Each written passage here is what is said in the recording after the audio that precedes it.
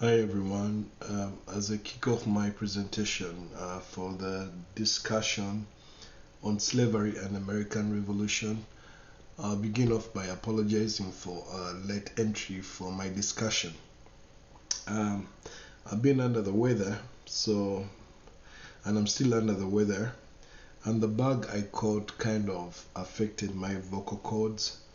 So for the last couple of maybe 5 days, I lost my voice, and so I couldn't do the presentation. I apologize for that. So I'll kick off with the first question, and we're asked to review Anthony's video that we watched, Anthony Joshua Johnson's video that we watched earlier on, and a reading from the American Yab, the story of Boston King, and we're supposed to compare and contrast the two. And I began by comparing, and I compared both men, and I found out that both men were slaves within the British America. Although they were slaves during different times, they were both slaves during the 17th and 18th century in British North America. Although both men took different paths, at some point they both obtained their freedom. We find out that Anthony Joshua obtains his freedom after completing his contract, and Mr. King gets his freedom after serving in the British Army during the Revolution War. Instead of being returned to his slave masters, he was offered freedom by being moved into Canada. We also find out that although Boston escaped his masters and all that, he only got his freedom after serving in the British Army. But then we also find out that Johnson got his freedom after completing his contract, his indentured contract that he came with when he was captured from Africa and sold to the Virginia company that sold slaves to the plantation owners. Only after the 15 years of completing his contract was he able to find his freedom. I found out that both men ended up being family men. They had children, and both men ended up having land and became farmers and all that. So those were some of the similarities that I found between Anthony Joshua and Boston King. The differences between Anthony Joshua and Boston King, that Anthony Joshua was a captured indentured slave who came to America on a contract. Although slaves are people that work against their own will, Joshua came on a contract, and yet King was born as a slave in America. So he was like a third or fourth generation slave. They lived in different times, yes. As I said, Johnson lived within the 17th century, and Boston lived within the 18th century.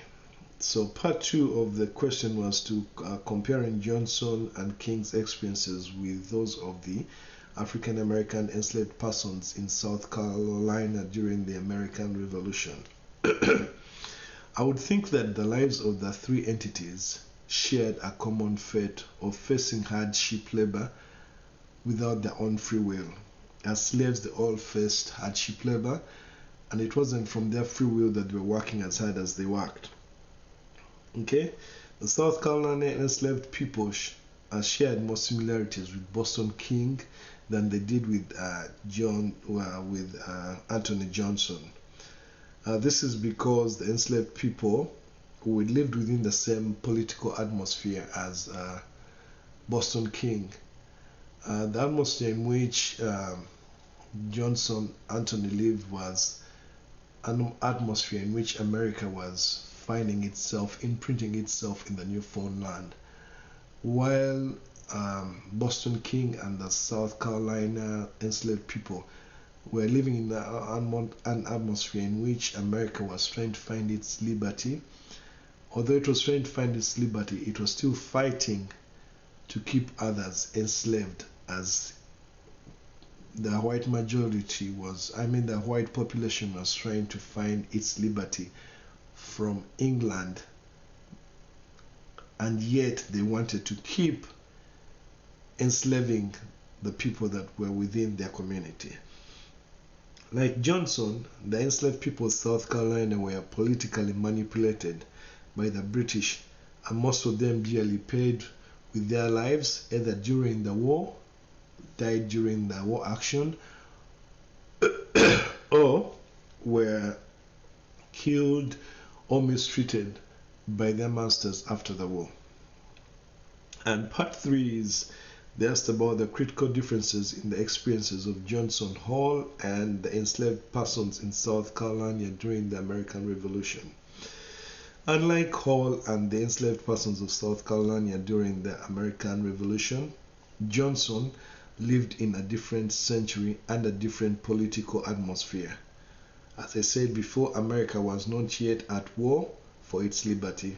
It was only struggling to imprint itself on the Newfoundland, where during Hall's and the enslaved South American persons, America was fighting for its liberty and also its freedom to keep enslaved people. So that's one critical difference between the experiences of Johnson, Hall, and the enslaved people. 2. Hall was an uneducated, decorated soldier that understood the law and how it worked in comparison to Johnson and the enslaved persons of South Carolina, and used the advantages to file petitions against slavery in his state. Although he lost, it was a kickstart for people to question slavery and to find ways to end slavery through the law. And finally, the South Carolina. One thing I remember about Hall is that he was considered to be very radical during his time because slavery was a no-go zone, and he was kind of the first person to actually speak out against slavery. The South Carolina enslaved persons were under lots of pressure during the Revolution War and manipulated by the British. And the manipulation by the British caused them more harm than good.